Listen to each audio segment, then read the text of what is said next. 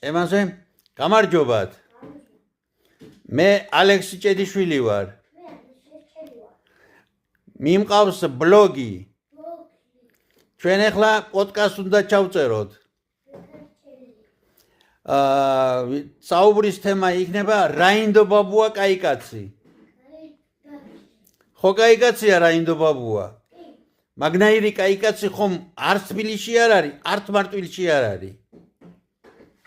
არა, აჰა. და მზია ბებოцкаია? მზია ბებოцкаია. გოგა მამიკო მთლავოქრო. ჩემო ბატონო. კიდე ვინ? ვავილი ვყავ ჩვენი. ვავილიც კარგია, ხო?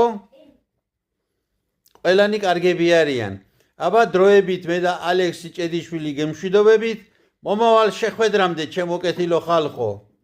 აბა ჰე, დაემშვიდობე ახლა კაგად.